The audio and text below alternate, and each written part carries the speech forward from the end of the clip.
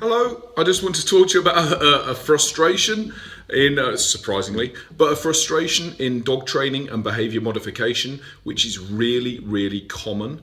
And it involves dogs which chase livestock or chase particular things. In this instance, it's livestock. And what you're going to see, I'm going to show you a video here, which was taken this morning or earlier on this afternoon, which concerns a couple of golden retrievers. And these dogs have chased livestock for fun, for a pastime, when they've been given the opportunity, to the extent that last night, less than 12 hours before, or 24 hours before this video was taken, these dogs took off from their home environment after sheep. And I just want to show you, after we had a consultation and we did some training, we did some conditioning, and we took the dogs through, and I just want to show you a short clip of these two Goldies around livestock. And what I particularly want to show you is the one which decides that it's going to go and sniff a bush. All right, so it's perfectly happy, it's going to sniff a bush. But look at the proximity to sheep and look at the behavior of the dogs. Okay, none of these dogs, neither of these dogs are stimulated from a remote collar at all during the process that you see here. So I'm going to let you see this now.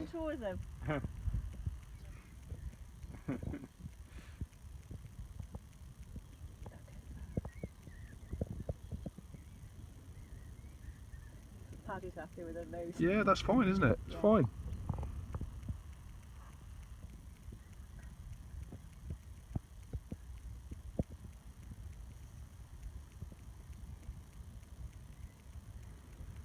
Can you just call Maddie into you, Mark? Maddie, Maddie, come. Maddie, come. Good girl.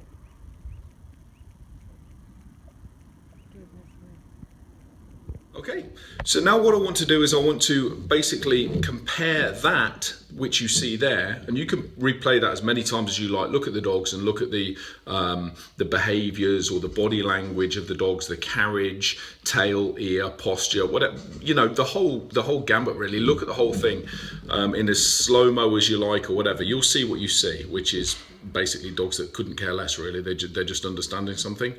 But what I want to compare that with is an email that I also received today, which was from an individual who lives in Wales, where in their infinite wisdom, the Welsh Parliamentary Assembly chose to illegalise the use of remote training collars.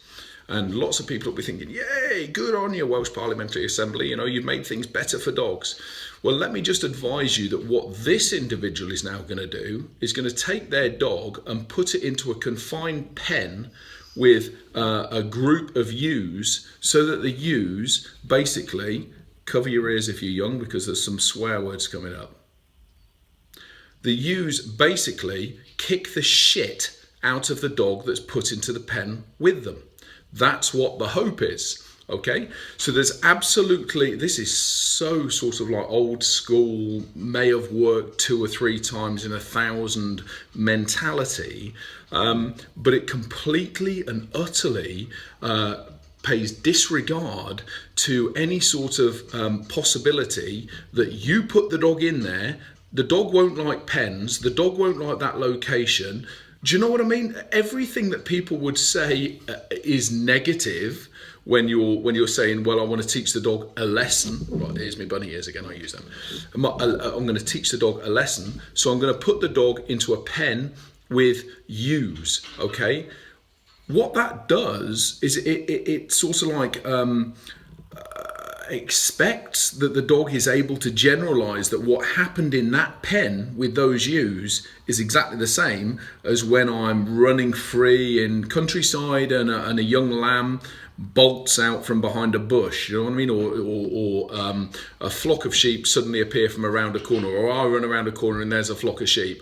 I am then supposed to generalize the fact that when I was stuck into a pen with a few ewes that basically stood their ground or stomped their feet or rushed me or whatever, I am supposed to generalize that across to every other situation that I might encounter sheep, which basically flies in the face of absolutely everything that is known about conditioning and generalization. And the other thing is that that's what you get. You know, I look, go back again, look again at the couple of goldies that are there walking amongst sheep, all right, and have a look at those dogs, look at them, and then think, my alternative to that, because that's cruel, that's inhumane, so my alternative to that is to take my dog and put it in a pen and have the swear words coming up again. I'm going to give you the moment to choose to either skip the video onto somebody else or mute it or whatever. Here come the swear words. Kick the shit out of my dog. That's what I'm hoping is going to happen. I want the ewes to kick the shit out of my dog so that my dog is terrified of sheep.